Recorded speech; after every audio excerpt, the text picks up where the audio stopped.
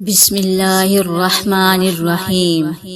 شروع اللہ کے نام سے جو بڑا مہربان اور نہایت رحم کرنے والا ہے۔ دین اسلام زندگی چینل کے ناظرین السلام علیکم۔ عید الاضحیٰ مسلمانوں کا ایک اہم تہوار ہے جو حضرت ابراہیم علیہ السلام کی قربانی کی عظیم یادگار ہے۔ یہ اللہ تعالیٰ کے حضور اپنی اطاعت، فرما برداری اور بندگی کا اظہار ہے۔ قربانی ایک عظیم عبادت اور شعائر اسلام میں سے ہے۔ احادیث مبارکہ میں اس کی بڑی فضیلت بیان کی گئی ہے۔ رسول اللہ صلی اللہ علیہ وآلہ وسلم نے فرمایا کہ قربانی کے دن اللہ تعالیٰ کو خون بہانے سے زیادہ کوئی عمل محبوب نہیں، اور قربانی کا خون زمین پر گرنے سے پہلے ہی اللہ تعالیٰ کے نزدیک قبول ہو جاتا ہے۔ قربانی کے لیے جانور کا صحت مند ہونا ضروری ہے۔ ایسے جانور کی قربانی جائز نہیں جو بہت زیادہ لاغر ہو، اندھا ہو، کانا ہو، یا جس کی ایک آنکھ کی تہائی یا اس سے زیادہ روشنی نہ ہو۔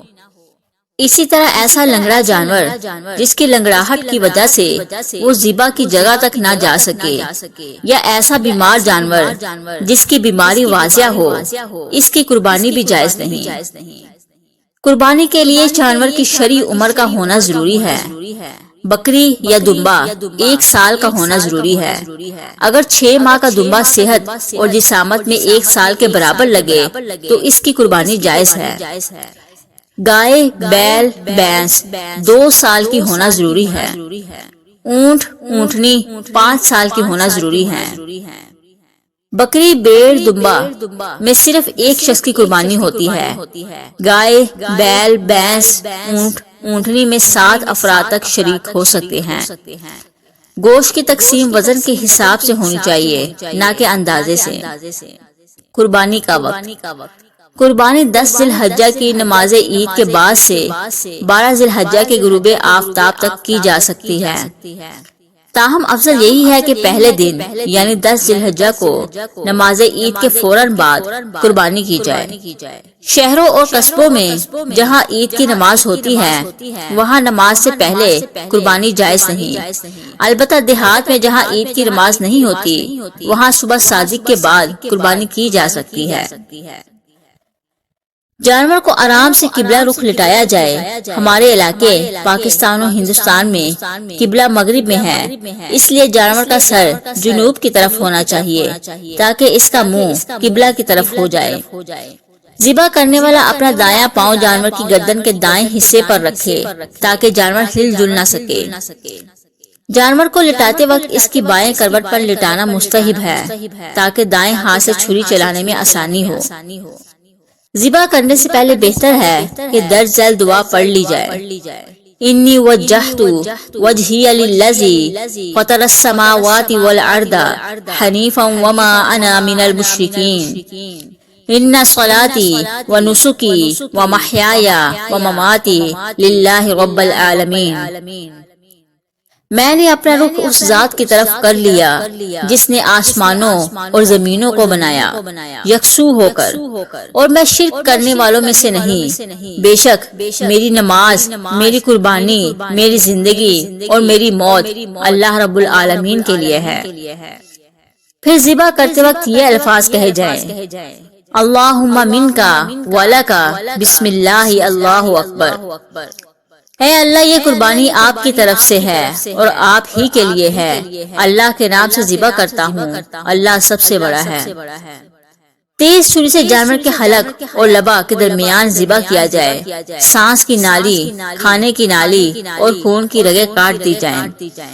گردن کو مکمل طور پر کاٹ کر الگ نہ کیا جائے اور نہ ہی حرام مغز تک کاٹا جائے تاکہ جانور کو شدید تکلیف نہ ہو اور سارا نجس خون نکل جائے۔ جب تک جانور مکمل ٹھنڈا نہ ہو جائے اس کے پاؤں نہ کاٹیں اور نہ ہی کھال اتاریں۔ ذبح کے بعد کی دعا۔ قربانی اپنی طرف سے ہو تو ذبح کے بعد یہ دعا پڑھیں: اللہم تقبلہ منی کما تقبلت من حبیبک محمد وخلیلک ابراہیم علیہ السلام۔ اے اللہ اس قربانی کو میری طرف سے قبول فرما، جیسا کہ تو نے اپنے حبیب حضرت محمد صلی اللہ علیہ وآلہ وسلم اور اپنے خلیل حضرت ابراہیم علیہ السلام سے قبول فرمائی۔ اگر کسی اور کی طرف سے قربانی کی جا رہی ہو تو منی کی جگہ من کے بعد اس شخص کا نام لیا جائے، مثلا من فلان۔ قربانی کے گوشت کا حکم۔ افضل یہ ہے کہ قربانی کے گوشت کے 3 حصے کیے جائیں، ایک حصہ اپنے گھر کے لیے، ایک حصہ رشتہ داروں اور دوست احباب کے لیے، ایک حصہ فقراء مساکین میں تقسیم کیا جائے۔ اگر عیال زیادہ ہوں تو سارا گوشت خود بھی رکھ سکتے ہیں۔ قربانی کا گوشت فروخت کرنا یا اجرت میں دینا جائز نہیں ہے۔ قربانی کی کھال اپنی ذاتی استعمال میں لائی جا سکتی ہے، البتہ اس کو فروخت کر کے قیمت استعمال میں لانا جائز نہیں ہے۔ اگر فروخت کیا جائے تو اس کی قیمت صدقہ کرنی چاہیے۔ صاحب نصاب پر واجب۔ قربانی ہر صاحب نصاب مسلمان پر واجب ہے۔ صاحب نصاب وہ شخص ہے جس کے پاس 52.5 تولہ چاندی کی قیمت کے برابر مال یا اس کی قیمت کا سامان ہو۔ اس مال پر پورا سال گزرنا ضروری نہیں۔ اگر 10 ذی الحجہ کی صبح صادق سے 12 ذی الحجہ کے غروب آفتاب کے دنوں میں اتنے مال کا مالک بن گیا تو اس پر بھی قربانی واجب ہے۔ جانور کا چوری ہو جانا یا مر جانا۔ اگر کسی پر قربانی واجب تھی اور اس نے جانور خریدا پھر وہ مر گیا یا چوری ہو گیا تو اس کی قربانی ہو گئی، اسے دوسرا جانور خریدنا ضروری نہیں ہے۔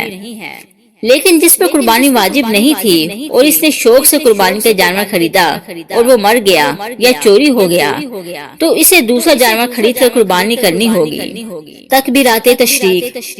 9 ذی الحجہ کی فجر سے لے کر 13 ذی الحجہ کی عصر تک ہر فرض نماز کے بعد بلند آواز سے ایک مرتبہ تکبیر تشریق، اللہ اکبر اللہ اکبر، لا الہ الا اللہ واللہ اکبر اللہ اکبر وللہ الحمد کہنا واجب ہے۔ البتہ عورتیں یہ تکبیر آہستہ آواز سے پڑھیں۔ یہ عید الاضحیٰ پر قربانی کے کچھ اہم طریقے اور مسائل ہیں۔ اللہ تعالی ہم سب کی قربانیوں کو قبول فرمائے، آمین ثم آمین۔ اگر آپ کو ہماری آج کی ویڈیو اچھی لگی تو ہمارے چینل کو لائک کریں، سبسکرائب کریں اور زیادہ سے زیادہ شیئر کریں۔ اللہ حافظ۔